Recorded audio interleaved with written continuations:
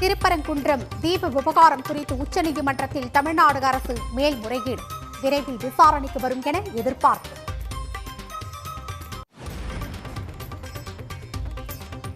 திருப்பரங்குன்றம் தீப விவகாரத்தில் மாவட்ட ஆட்சியர் கோயில் நிர்வாகம் சார்பில் உயர்நீதிமன்றத்தில் மேல்முறையீடு. மலையில் தனிப்பட்ட முறையில் தீபம் ஏற்ற மனுதாரருக்கு உரிமையில்லை என வாதம்.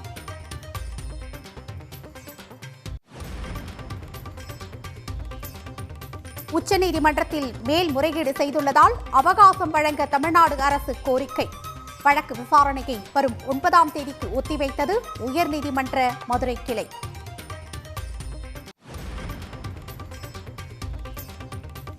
மதுரைக்கு தேவை வளர்ச்சியா அல்லது அரசியலா என முதலமைச்சர் மு.க.ஸ்டாலின் கேள்வி. மக்கள் முடிவு செய்வார்கள் என்றும் எக்ஸ் தளத்தில் பதிவு.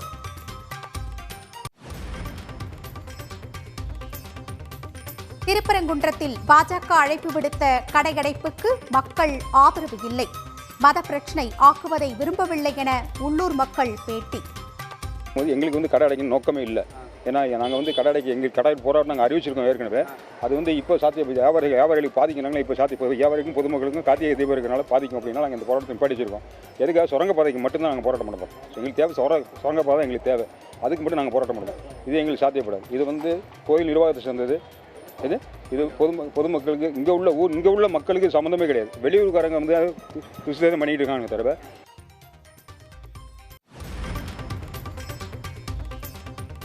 திருப்பரங்குன்றம் மலையின் மீது இருப்பது நில அளவை கல்தான் என்று ஓய்வு பெற்ற வட்டாட்சியர் உறுதி. தீபத்தூணாக இருக்க வாய்ப்பே இல்லை என்றும் திட்டவட்டம்.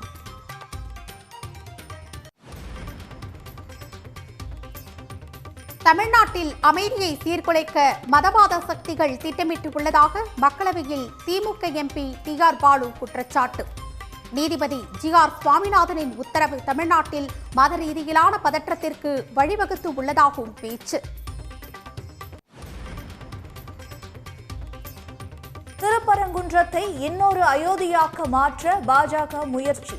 திமுக நாடாளுமன்ற குழு தலைவர் கனிமொழி பரபரப்பு குற்றச்சாட்டு. திருப்பரங்குன்றம் பிரச்சினை குறித்து விவாதிக்க மாநிலங்களவையில் அனுமதி மறுப்பு. திமுக மற்றும் கூட்டணி கட்சிகளின் எம்பிக்கள் வெளிநடப்பு. ஜி.ஆர். சுவாமிநாதன் நீதிபதியாக நீடிக்க தகுதியற்றவர் என பே. சண்முகம் விமர்சனம். தமிழ்நாட்டில் மத மோதலை உருவாக்க சிலர் முயற்சி செய்வதாக வைகோ செல்வ பெருந்தகை குற்றச்சாட்டு.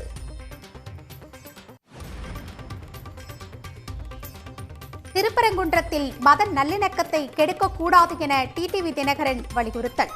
சாதி மத அரசியலை தமிழ்நாட்டு மக்கள் ஏற்க மாட்டார்கள் என்றும் கருத்து.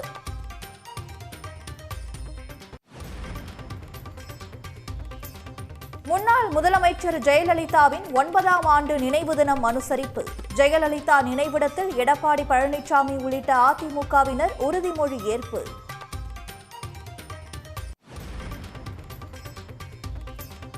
தனிக்கட்சி ஆரம்பிப்பதாக நான் எப்போது சொன்னேன் என ஓ. பன்னீர்செல்வம் கேள்வி. 10 நாட்களில் நிலைப்பாட்டை மாற்றியதால் ஆதரவாளர்கள் அதிர்ச்சி. கல்லூரி மாணவ மாணவிகளுக்கு 10 லட்சம் விலையில்லா மடிக்கணினி வழங்கும் திட்டம். டிசம்பர் 3வது வாரம் தொடங்க தமிழ்நாடு அரசு திட்டம்.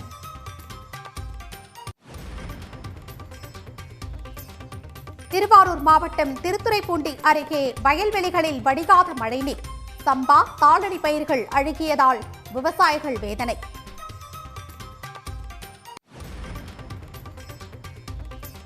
சென்னையில் விமான கட்டணம் பல மடங்கு அதிகரிப்பால் பயணிகள் அதிர்ச்சி. கொல்கத்தாவிற்கு 71,000, டெல்லிக்கு 62,000, மதுரைக்கு 13,000 ரூபாய் என நிர்ணயம்.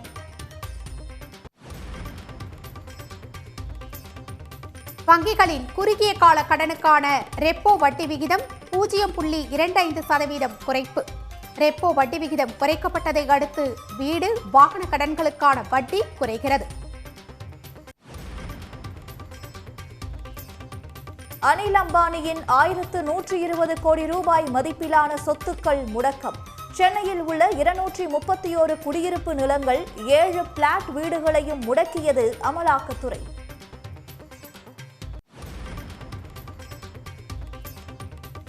டெல்லியில் பிரதமர் மோடி ரஷ்ய அதிபர் புதின் பேச்சுவார்த்தை.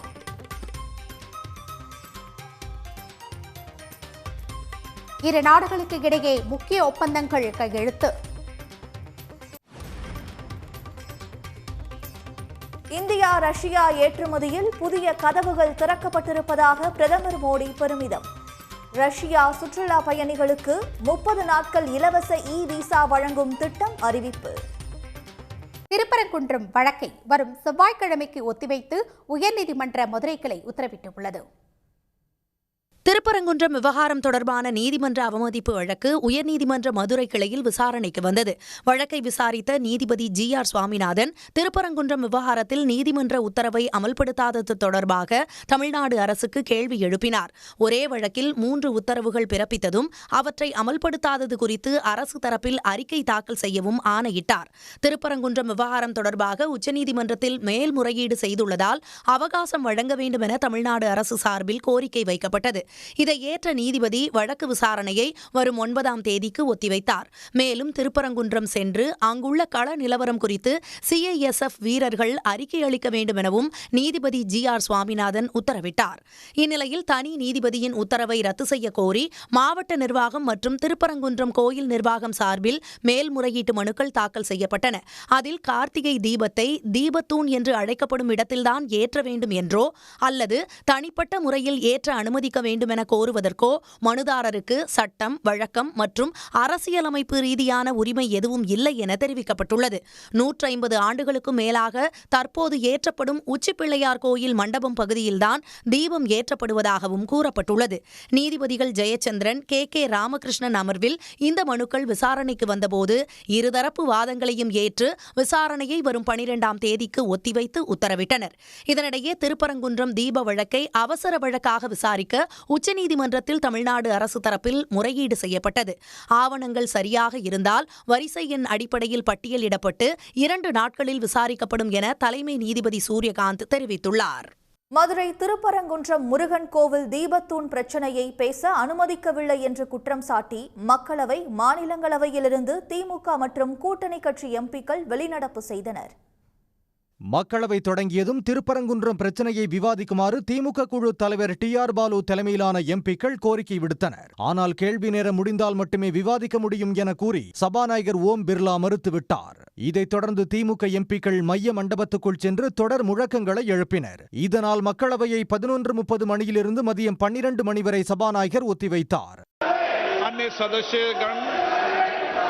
ये विषय सरकार का विषय है, ये अदालत के आदेश का विषय है, जिसको पालन करना सबके लिए, न्याय का सम्मान करना सबके लिए आवश्यक होता है। मैं आग्रह करता हूं कि अपनी अपनी सीट पर जा रहे हैं। सभा की कार्रवाई आज 12 बजे तक के लिए स्थगित की जाती है. மக்களவை மீண்டும் கூடிய போது திருப்பரங்குன்றம் பிரச்சனையை எழுப்பிய TR பாலு மலையில் கார்த்திகை தீபம் ஏற்றுவது குறித்து 1996 மற்றும் 2017ஆம் ஆண்டு நீதிபதிகள் அளித்த தீர்ப்பை சுட்டிக்காட்டினார்.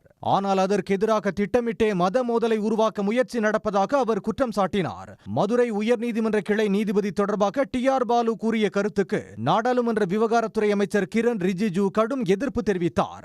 இதனால் TR பாலுவின் அந்த கருத்தை அவை குறிப்பில் இருந்து நீக்குவதாக அவையை நடத்தி கொண்டிருந்த கிருஷ்ண பிரசாத் தென்னேட்டி அறிவித்தார். Honorable MP TR Balu sir, you are very senior. You know that the matter is sub judice and unfortunately you have no sir, let me speak, the chair is speaking, please listen. And you refer to as RSS that this remark is withdrawn, this remark is deleted and this is objectionable, this is deleted. We cannot label any honorable judge of the country like that in any way, in any form. TR பாலுவின் குற்றச்சாட்டுகளுக்கு பதிலளித்து பேசிய ஒன்றிய இணையமைச்சர் L Murugan வழிபாடு செய்ய சென்ற பொதுமக்களை காவலர்கள் தடுத்ததாக குற்றம் சாட்டினார்.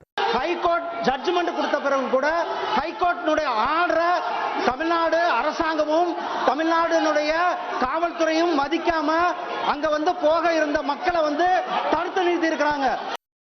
எல் முருகன் கூறிய கருத்துக்களுக்கு எதிர்ப்பு தெரிவித்து தமிழ்நாட்டைச் சேர்ந்த திமுக மற்றும் அதன் கூட்டணி கட்சிகளைச் சேர்ந்த MPக்கள் வெளிநடப்பு செய்தனர்.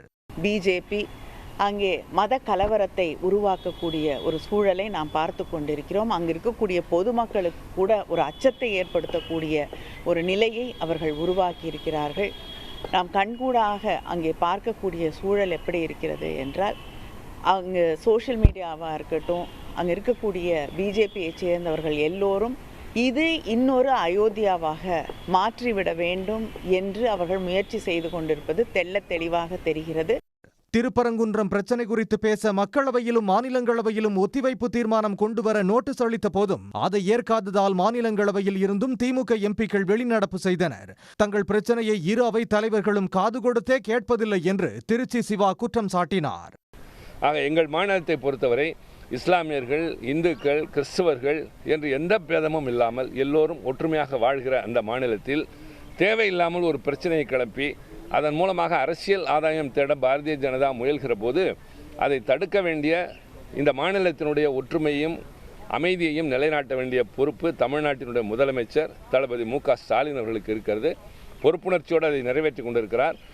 நாடாளுமன்றம் கூட்டத்தொடர் நடைபெறுகிற போது இது மாதிரி பிரச்சனைகளை பேசுவதற்கு தான் நாடாளுமன்றம். ஆனால் அவைத்தலைவர் பேச அனுமதிக்கவில்லை, எங்கள் குரலை கேட்கவில்லை. திருப்பரங்குன்றம் விவகாரத்தில் அரசியல் ஆதாயம் தேட பாஜக முயற்சி செய்வதாக திருச்சி சிவா குற்றம் சாட்டினார். திமுக எம்பிக்களுக்கு ஆதரவாக காங்கிரஸ், சமாஜ்வாதி, ராஷ்டிரிய ஜனதா தளம், இடதுசாரிகள், சரத்பவார் தேசியவாத காங்கிரஸ், ஆம் ஆத்மி கட்சி எம்பிக்களும் வெளிநடப்பு செய்தனர். நீதிபதி ஜி.ஆர். சுவாமிநாதனை பதவி நீக்கம் செய்ய வேண்டும் என மார்க்சிஸ்ட் கட்சி வலியுறுத்தியுள்ள நிலையில் தமிழ்நாட்டில் மதமோதலை உருவாக்க சிலர் முயற்சிப்பதாக வைகோ, செல்வ பெருந்தகை உள்ளிட்டோர் குற்றம் சாட்டியுள்ளனர். மத நல்லிணக்கத்தை கெடுக்கக்கூடாது என டிடிவி தினகரன் வலியுறுத்தியுள்ளார். பொதுவாக நீதிபதி ஜி.ஆர். சுவாமிநாதன் அவர்கள் இந்துத்வா சக்திகளுக்கு ஆதரவாகவும் மதச்சார்பின்மை கொள்கைக்கு விரோதமாகவும் செயல்படுவதை அவர் வழக்கமாக வைத்துக் கொண்டிருக்கிறார். இதற்கு ஏராளமான அவர் அளித்திருக்கிற தீர்ப்புகள், அவர் விவாதித்திருக்கிற வழக்குகள், இவையெல்லாம் ஏராளமான உதாரணங்கள் இருக்கிறது. ஆகவே ஒரு நீதிபதி என்பவர் பாரபட்சமில்லாமல் நடந்து கொள்ள வேண்டுமே தவிர ஒரு சாராருக்கு சாதகமாக நடந்து கொள்வது என்பது நீதித்துறைக்கு களங்கம் விளைவிக்கக்கூடிய செயல். ஆகவே நீதிபதியாக நீடிப்பதற்கு அவர் தகுதியற்றவர். ஆகவே அவரை பதவி நீக்கம் செய்ய வேண்டும் என்று மார்க்சிஸ்ட் கம்யூனிஸ்ட் கட்சியின் சார்பில் நாங்கள் வற்புறுத்தி இருக்கிறோம். இது சம்பந்தமாக முறையான புகாரை உச்சநீதிமன்ற தலைமை நீதிபதியிடம் அடுத்த ஒரு சில நாட்களில் நாங்கள் அளிக்க இருக்கிறோம். தமிழ்நாட்டை எப்படியாவது அவர்கள் வடநாட்டிலே ராமர் கோயிலை வைத்து எப்படி பிரச்சனை பண்ணாங்களோ அது மாதிரி இங்கேயும் சமய மோதல்களை ஏற்படுத்தி விட்டலாமா? பெரும்பான்மையினர் இந்துக்கள் தானே, அவர்களை கவர்ந்து விட்டால் எலெக்ஷனை நம்ம ஜெயிச்சிடலாம். இந்த திட்டமிட்டு கொண்டு திராவிட பூமியாகிய, சமத்துவ பூமியாகிய, மனிதாபிமானமும் சகோதரத்துவத்தையும் ஆயிரக்கணக்கான ஆண்டுகளாக பாதுகாத்து வருகிற தமிழ்நாட்டில் அவர்கள் பிரவேசித்து விடலாம் என்று முனைகிறார்கள். எத்தனை நூற்றாண்டுகளாக உள்ளூர் மக்கள் இஸ்லாமியர்களும் இந்துக்களும் பிணைந்து அண்ணன் தம்பிகளாக உறவுகளாக வாழ்ந்து கொண்டு வருகிறார்கள். அங்கே போயிட்டு நீ கலவரத்தை ஏற்படுத்த முயற்சினா உள்ளூர்காரங்க எப்படி எடுத்துக்குவாங்க? நேற்றுக்கு தீபம் ஏற்ற போனது யார்? உள்ளூர்கார் ஒருத்தரை சொல்லுங்க பார்ப்போம். எல்லாம் வெளி மாநிலங்களிலிருந்து இம்போர்ட் பண்ணுறாங்க. பொது அமைதிக்கும் மத நல்லிணக்கத்திற்கும் இடையூறு வருகின்ற விதமாக எந்த ஒரு அரசியல் கட்சியோ இல்லை அமைப்போ செயல்படக்கூடாது என்பதுதான் அனைத்து தமிழ்நாட்டு மக்களின் விருப்பமும். ஏனென்றால் தமிழ்நாடு ஜாதி மதங்களை எல்லாம் கடந்து இங்கே வாழ்கின்ற அனைவரும் எந்த ஒரு பேதமும் இன்றி சகோதர சகோதரிகளாக வாழ்ந்து கொண்டிருக்கின்றோம். அதில் மதத்தின் பெயராலோ, ஜாதியின் பெயராலோ அல்லது திருவிழாக்களின் பெயராலோ எந்த ஒரு இடைஞ்சலையும் யாரும் ஏற்படுத்துவதை தயவு செய்து தவிர்த்து விட வேண்டும். தமிழ்நாட்டு மக்கள் இது போன்ற அரசியலை உறுதியாக ஏற்க மாட்டார்கள். திருப்பரங்குன்றத்தில் பாஜகவினர் மற்றும் இந்து அமைப்பினர் அழைப்பு விடுத்த கடை அடைப்புக்கு வியாபாரிகள் ஆதரவு அளிக்கவில்லை. கடையை அடைக்குமாறு கையெழுத்து கும்பிட்டும் வியாபாரிகள் அதனை பொருள்படுத்தாததால் பாஜகவினர் ஏமாற்றம் அடைந்தனர். திருப்பரங்குன்றம் விவகாரத்தில் திமுக அரசுக்கு எதிராக இந்து அமைப்பினர் மற்றும் பாஜகவினர் சார்பில் இன்று முழு கடை அடைப்புக்கு அழைப்பு விடுக்கப்பட்டது. இதன்படி கடைகள் அடைக்கப்பட்டிருக்கும் என இந்து அமைப்பினர் எதிர்பார்த்த நிலையில் அங்கு அனைத்து வியாபாரிகளும் கடைகளை திறந்து வைத்திருந்தனர். இதனால் அதிர்ச்சி அடைந்த பாஜகவினர் கடைகளை அடைக்க கோரி வியாபாரிகளிடம் கையெடுத்து கும்பிட்டனர். ஆனால் அவர்களின் கோரிக்கையை வியாபாரிகள் ஏற்க மறுத்தனர்.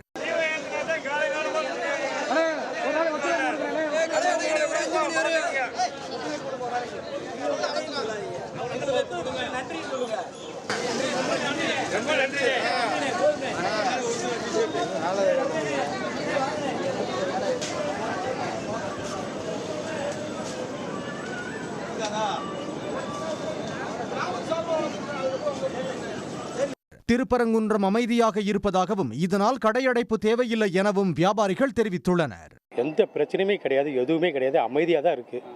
இந்த ஊர் மக்கள் ரெண்டு விதமாக பேசுறதுனால ரெண்டு பேரும் சேர்ந்து ஒன்று கூடி என்ன முடிவு நல்ல முடிவு எடுக்கிறாங்க அதுக்கு தான் நம்ம கட்டுப்பட முடியும். ஒரு பக்கம் சேர்ந்து பேச முடியாது இல்லையா? அந்த முடிவில் தான் இப்போ இருக்காங்க, எல்லாருமே குழப்பத்தில் இருக்காங்க, வேற ஒன்றும் இல்லை. நாங்கள் 40 வருஷம் வச்சுருக்கோம், 40 வருஷம் கடை இங்கே தான் வச்சுருக்கோம். என்ன செய்ய வேணும்னு இப்படி சண்டை இழுக்கிறாங்க. நாங்கள் என்ன பண்ணோம், யாருக்கு சொல்ல? பாதி பேர் அடன்றாங்க, பாதி கட்சிக்காரவங்க துறன்றாங்க. நாங்கள் என்னையா பண்ண நடுவில் உள்ளவங்க ஏய்யா பாதி பயந்துக்கிட்டு நான் பாதி எடுத்து வச்சுட்டு கொஞ்சோண்டு தான் வச்சுருக்கேன். இந்த பழத்துக்காக வாழைப்பழத்தை உத்துருவோம்னு வச்சுருக்கேன். நேற்று சொல்லியிருந்தால் அடைச்சிருக்கலாம். திடீர்னு நீ சொன்னால் நாங்கள் என்னையா பண்ண? யார்? நாங்கள் தான் நடுவில் உள்ளவங்க தான் பாதிக்கப்படுறோம். அன்றாட காட்சி தான் பாதிக்கப்படுறோம். அவங்களாம் 5000 சம்பளம் 10,000 வாங்குறாங்க. அவளுக்கு என்ன பிரச்சனை? எங்களுக்கு தான் இப்போ பிரச்சனை. இந்த வாங்கின பழத்தை விற்க முடியலை. அம்மா பயந்துக்கிட்டே அடைக்கிறாங்க. சண்டை ஓட்டுருவாங்களோ மல்லு கட்டிடுவாங்களோ. இந்த 3 நாள் இதே ஆர்ப்பாட்டம் தானேயா? உயிரை காப்பாற்றணும் இல்லையா? உயிரை போயிடுச்சுன்னா யார் என்ன செய்ய போகிறோம்? திடீர்னு ஒரு தள்ளு முள்ளாகி அடித்து மல்லு கட்டிடுறாங்க. தேங்காய் கொண்ட மண்டையை உடச்சி போடுவாங்களே. என்ன செய்ய சொல்கிற? பயம். கடையடைப்பு அழைப்புக்கு எதிர்ப்பு தெரிவித்துள்ள வியாபாரிகள் சங்கத்தினர் இந்த விவகாரத்தில் உள்ளூர் மக்களால் எந்த பிரச்சனையும் இல்லை என திட்டவட்டமாக கூறியுள்ளனர். எங்களுக்கு மக்களுக்கு தேவையானது இன்னும் கிடைக்கல திருப்பரங்குன்றத்தில். அதுக்கு தான் நாங்கள் போராடுவோம். எங்கள் வியாபார சங்கத்து பொதுவுக்கு தான் போராடுவோம், எப்பவும் போராடுவோம். வேறு மற்றதுக்கு எதுக்கும் போராட்டத்துக்கு போகிறது கிடையாது. இப்போ கடை அடைக்க சொல்லி எங்களுக்கு நைட்டு 10:30 மணிக்கு எங்களுக்கு ஃபோன் பண்ணாங்க. நாங்கள் தூங்கிட்டு அப்போ 10:30 மணிக்கு ஃபோன் பண்ணாங்க. எதுக்காக அடைய சொல்லுங்க? அவங்க சொன்னது என்ன, நாங்கள் மக்கள் மன்றத்துலேருந்து பேசுகிறோம் அப்படின்னாங்க. யார் பேசுனா? மக்கள் மன்றத்தில் பேசுகிறோம், கிராஸ் மன்றத்தில் பேசுகிறாங்க. நீங்கள் சொல்கிறது இப்போ சாத்தியப்படாது அடைக்கிறதுக்கலாம். நாங்கள் வியாபார சங்கத்தில் முடிவெடுக்கணும், சங்கத்தில் பேசி எல்லாம் முடியும். நாங்கள் தலைவர் எல்லாம் பேசி முடிவெடுத்தால் தான் இதுக்கு சாத்தியப்படும். இல்லை அதெல்லாம் சாத்தியப்படாது. நீங்கள் சொல்கிறது இப்போ செய்ய முடியாது. நான் காலையில் கேட்டு உங்களுக்கு சொல்கிறேன், நாங்கள் பேசிட்டு சொல்கிறோம் அப்படின்ட்டு நான் பதில் சொல்லிட்டேன். இங்கே உள்ள மக்களுக்கு சம்மந்தமே கிடையாது. வெளியூருக்காரங்க துஷ்டேதம் பண்ணிட்டு இருக்காங்க தவிர இங்கே உள்ள மக்களுக்கு எதுவும் சம்மந்தமே கிடையாது. இங்கே உள்ள மக்கள் எல்லாரும் எப்பவும் போல சந்தோஷமாக தான் இருக்காங்க. யாருக்கும் எந்த போராட்டத்துக்கும் கட்சிக்காரங்க இறங்கலை. இங்கே உள்ள தேவையில்லாமல் யாரோ தூண்டுதல் நடக்குது. எங்களோட வியாபார சங்கத்தை பொறுத்த வரைக்கும் நல்லதுக்கு என்னைக்கும் நாங்கள் சப்போர்ட் பண்ணுவோம், தீமைகளுக்கு நாங்கள் இறங்க மாட்டோம். அதுக்கு நாங்கள் எதிர்ப்பு தெரிவிப்போம், நாங்களும் அதை பண்ணிக்கிறோம். கடை திறந்தவரைக்கும் போலீஸ்லையும் பாதுகாப்பு கொடுக்குறேன். திருப்பரங்குன்றத்தில் இன்று வழக்கம் போல கடைகள் திறக்கப்பட்டுள்ளன. வியாபாரிகளுக்கு இடைஞ்சல் ஏற்படாமல் இருக்க போலீசார் பாதுகாப்பு பணியில் ஈடுபட்டுள்ளனர். அதிபர் புதின் பிரதமர் மோடி முன்னிலையில் இரு நாடுகள் இடையே முக்கிய ஒப்பந்தங்கள் கையெழுத்தான நிலையில் இந்தியாவுக்கு ரஷ்யா தொடர்ந்து எரிபொருள் வழங்கும் என புதின் தெரிவித்துள்ளார். இந்தியா ரஷ்யா உச்சி மாநாட்டில் பங்கேற்க இந்தியா வந்துள்ள ரஷ்ய அதிபர் புதினுக்கு குடியரசுத் தலைவர் மாளிகையில் சிவப்பு கம்பள வரவேற்பு அளிக்கப்பட்டது. குடியரசுத் தலைவர் முர்மு, பிரதமர் மோடி அவரை வரவேற்றனர். தொடர்ந்து முப்படைகளின் அணிவகுப்பு மரியாதையை புதின் ஏற்றுக்கொண்டார்.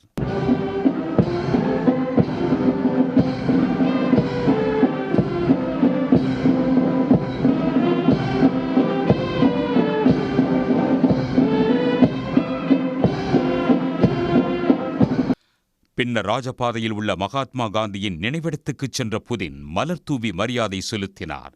தொடர்ந்து அங்கு வைக்கப்பட்டிருந்த பார்வையாளர்கள் பதிவேட்டில் புதின் கையெழுத்திட்டார். இதையடுத்து ஹைதராபாத் மாளிகையில் ரஷ்ய அதிபர் புதின் பிரதமர் மோடியுடன் உச்சி மாநாட்டில் பங்கேற்று முக்கிய ஆலோசனையில் ஈடுபட்டார். அதன் தொடர்ச்சியாக இரு நாடுகளுக்கிடையே முக்கிய ஒப்பந்தங்கள் கையெழுத்தானது. பின்னர் இருவரும் கூட்டாக செய்தியாளர்களை சந்தித்த போது உலக அமைதிக்காக ரஷ்யாவுடன் இந்தியா எப்போதும் துணை நிற்கும் என்று பிரதமர் மோடி தெரிவித்தார். மேலும் ரஷ்ய சுற்றுலா பயணிகளுக்கு 30 நாட்கள் இலவச விசா வழங்கும் திட்டத்தையும் அவர் அறிவித்தார். आर्थिक सहयोग को नई ऊंचाइयों पर ले जाना हमारी साझी प्राथमिकता है. इसे साकार करने के लिए आज हमने 2030 तक के लिए एक इकोनॉमिक கோஆபரேஷன் புரோகிராம் पर தொடர்ந்து பேசிய புதின் இந்தியாவுக்கு எண்ணெய், எரிவாயு, நிலக்கரி வழங்கும் நம்பிக்கைக்குரிய நாடாக ரஷ்யா திகழ்வதாகவும் தொடர்ந்து வழங்க தயார் எனவும் உறுதியளித்தார். கூடங்குளம் அணு உலைகளை குறிப்பிட்டு பேசிய புதின் இந்தியாவின் மிகப்பெரிய அணுமின் நிலையத்தை கட்டும் திட்டத்தில் இரு நாடுகளும் பணியாற்றி வருவதாக தெரிவித்தார். We are also conducting a flagship project to build the largest Indian nuclear power plant, Kudankulam. 2 out of 6 reactor units have been already connected to the energy network and 4 are still under construction. getting this nuclear power plant to full power output will give an impressive contribution to the energy requirements of India. It will help supply Indian enterprises and houses with cheap and clean energy. Chennai வியாசர்பாடியில் உள்ள railway துறைக்கு சொந்தமான சிறிய குளத்தை 7 acre பரப்பளவிலான வடிகால் குளமாக சென்னை மாநகராட்சி விரிவாக்கம் செய்திருக்கிறது. இதனால் வழக்கமாக மழை பெய்தால் குடியிருப்பு பகுதிகளில் 3 நாட்கள் தேங்கி நிற்கும் மழைநீர் தற்போது ஒரே நாளில் வடிகிறது. வடசென்னையில் உள்ள வியாசர்பாடி தாழ்வான பகுதியில் அமைந்துள்ளதால் சிறு மழை பெய்தாலும் இப்பகுதி மக்கள் தண்ணீரில் தத்தளிப்பது தொடர்கதையாக இருந்து வந்தது. குறிப்பாக வியாசர்பாடிக்கு உட்பட்ட கல்யாணபுரம், நேருநகர் பகுதிகளில் மழைக்காலங்களில் முழங்கால் அளவுக்கு தண்ணீர் தேங்கி நிற்பதால் சுமார் 80,000 பேர் பாதிப்புக்கு ஆளாகி வந்தனர். இந்நிலையில் பழைய கூட்செட் சாலையில் 2 ஏக்கர் பரப்பளவில் ரயில்வே நிலத்தில் இருந்த குளம் ஒன்றை சென்னை மாநகராட்சி உரிய அனுமதி பெற்று 7 ஏக்கர் பரப்பளவில் பெரிய குளமாக விரிவாக்கம் செய்துள்ளது. 1,12,00,000 ரூபாய் செலவில் கடந்த அக்டோபர் மாதம் தொடங்கிய இப்பணிகள் தற்போது நிறைவடைந்துள்ளன. இதனால் வழக்கமாக இப்பகுதியில் மழை பெய்தால் 3 நாட்கள் தண்ணீர் தேங்கி நிற்கும் நிலையில் தற்போது தண்ணீர் சற்றும் தேங்கவில்லை என்கிறார்கள் அப்பகுதி மக்கள். இந்த வருஷம் தண்ணி நிற்கல, போன வருஷத்தில் மழை தண்ணி ஒரு 3 நாளைக்கு நின்றுச்சு. இந்த வாட்டி பெஞ்ச மழைக்கு எதுவுமே தண்ணி நிற்கல. எல்லாம் அந்த சைடு மோட்ரு போட்டு எல்லாத்தையும் வலிச்சு எல்லாம் இது பண்ணாங்க. விரிவாக்கம் செய்யப்பட்ட கூட்செட் ரயில்வே குளத்தில் தற்போது 1.16 லட்சம் கன அடி தண்ணீரை தேக்கி வைக்க முடியும் என்பதால் நிலத்தடி நீரும் உயரும் என மக்கள் மகிழ்ச்சி தெரிவிக்கின்றனர். குளம் நிரம்பிய பின்னரும் அதிகபட்சமாக வரும் மழைநீர் அருகில் உள்ள பக்கிங்காம் கால்வாய்க்கு சென்று சேரும் வகையில் 50 லட்சம் ரூபாய் செலவில் இணைப்புகளை ஏற்படுத்தவும் மாநகராட்சி திட்டமிட்டுள்ளது குறிப்பிடத்தக்கது. சன் நியூஸ் செய்திகளுக்காக சென்னை வியாசர்பாடியில் இருந்து ஹரிஹரன். திருப்பரங்குன்றம் மலையில் தர்கா அருகே இருக்கும் கல் தீபத்தூணே அல்ல என்றும் அது நில அளவை கல்தான் எனவும் ஓய்வு பெற்ற நில அளவை அதிகாரி பாலமுருகன் தெரிவித்துள்ளார். தொடர்புடைய அதிகாரிகளிடம் நீதிபதி அறிக்கை பெற்றிருக்க வேண்டும் எனவும் அவர் கூறியுள்ளார். நிச்சயமாக சர்வே ஸ்டோன் தான். அது மலைப்பகுதிகளில் வெள்ளையர்களால் அளவீடு செய்யப்பட்ட அந்த பகுதிகளை எல்லைக்கோடு, எல்லைக்கல் என்று தமிழிலும் தியாடலைட் ஸ்டோன் என்று ஆங்கிலத்திலும் குறிப்பிடுவார்கள். அப்படி கற்கள் மேற்கு தொடர்ச்சி மலை, இந்த மேற்கு தொடர்ச்சி மலையில் நாம் நிறையவே காணலாம். நிறைய இடங்களில் தியாடலைட் ஸ்டோன் கற்கள் இருக்கும். அதனுடைய மிக குறைந்த அளவு உயரம் 30 சென்டிமீட்டர், அதிக அளவு 240 சென்டிமீட்டர் உயரத்துக்கு இடத்திற்கு தகுந்தவாறு அந்த கல்லை நிறுவியிருப்பார்கள். அந்த கல்லின் உச்சியில் ஒரு குழி இருக்கும். குழி அது தியாடலைட் கருவியை பொருத்துவதற்காக அமைக்கப்பட்டது. அதில் அமைத்து தான் அந்த நிலவை அளவீடு செய்வார்கள். வெள்ளையர்களால் நம் நாட்டிற்கு கிடைத்த உபயம் என்னவென்றால், நில அளவை மட்டுமல்ல, மலை எல்லா பகுதிகளையும் துல்லியமாக அளவீடு செய்து அளவு நிர்ணயித்துள்ளார்கள், சர்வே செய்துள்ளார்கள். அதே மாதிரி தான் மலைப்பகுதியிலும் அளவீடு செய்து அந்த தியாடலைட் ஸ்டோன்களை நிறுவி ஒரு சரியான ஒரு நில அளவை நமக்கு கொடுத்திருக்கிறார்கள் வெள்ளையர்கள்.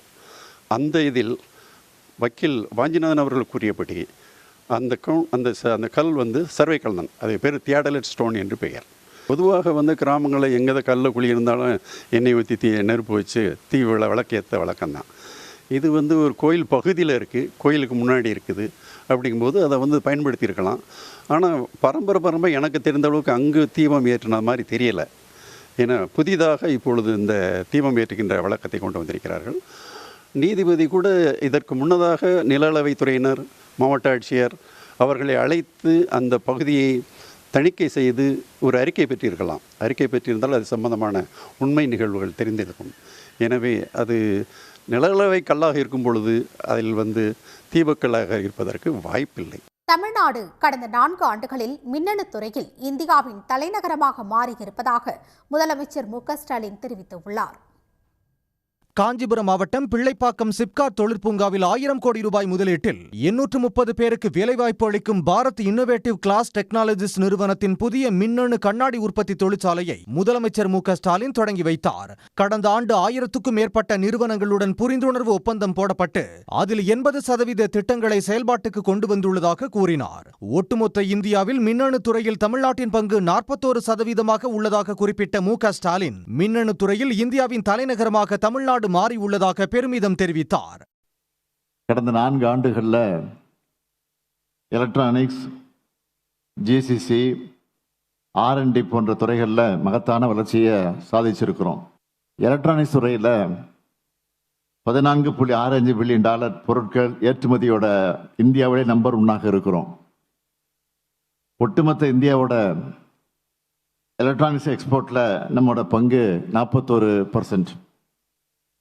கடந்த 4 ஆண்டுகளில் இந்த துறையில் 9 மடங்கு வளர்ச்சியை அடைஞ்சிருக்கிறோம். இது ஜஸ்ட் டேட்டா இல்லை, தமிழ்நாடு தான் எலக்ட்ரானிக்ஸ் கேபிட்டல்னு அழுத்தமாக சொல்கிற ஃபேக்ட் இது.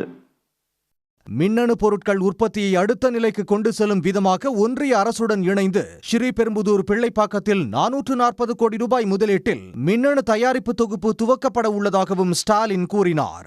இதில் சூரிய ஒளி சார்ந்த கதிரியக்க சோதனை மையம், மின் சாதனங்கள் சோதனை மையம், மின்னணு சாதன ஆய்வகம், திறன் மேம்பாட்டு மையம் உள்ளிட்ட பல்வேறு வசதிகள் ஏற்படுத்தி தரப்படும் என்றும் முதலமைச்சர் அறிவித்துள்ளார். அதிமுக தொண்டர்கள் உரிமை மீட்பு குழுவை கழகமாக மாற்றியுள்ளதாக ஏற்கனவே அறிவித்திருந்த பன்னீர்செல்வம் பிளவுபட்டுள்ள அதிமுக ஒன்றிணையாவிட்டால் டிசம்பர் 15ஆம் தேதி முக்கிய அறிவிப்பு ஒன்றை வெளியிடப் போவதாக கூறியிருந்தார். ஆனால் தற்போது தனி கட்சி குறித்து தான் எந்த கருத்தையும் கூறவில்லை என மறுத்துள்ளார். நம்முடைய கழகத்தை மீட்டெடுப்பதற்காகத்தான் நாம் இந்த இயக்கம் தொண்டர்கள் உரிமை மீட்பு குழுவாக இருந்த நிலையை இன்றைக்கு மாற்றி கழகமாக மாற்றியிருக்கிறோம். உறுதியாக டிசம்பர் 15ஆம் தேதி நாம் எடுக்கின்ற முடிவு அரசியல் வரலாற்றில் ஒரு திருப்பு முறையாக அமையும் என்பதை மட்டும் நல்ல தெரிவித்து, நான் ஏற்றுக்கொண்டிருக்கின்ற ஒருங்கிணைப்பாளர் பதவிக்கு ஏற்ற வகையில் பல்வேறு பிரச்சனைகளுக்குள் நான் உள்ளே சென்று மீண்டும் அதை பூதகரமாக வெளிப்படுத்த நான் விரும்பவில்லை என்பதை மட்டும் சொல்லி, ஆனால் திருந்தவில்லை என்றால் டிசம்பர் 15ஆம் தேதி திருத்தப்படுவீர்கள் மட்டும் என்பதை இந்த நல்ல நேரத்தில் சொல்லி அனைவருக்கும் நன்றி சொல்லி விடுகிறேன். நன்றி, வணக்கம்.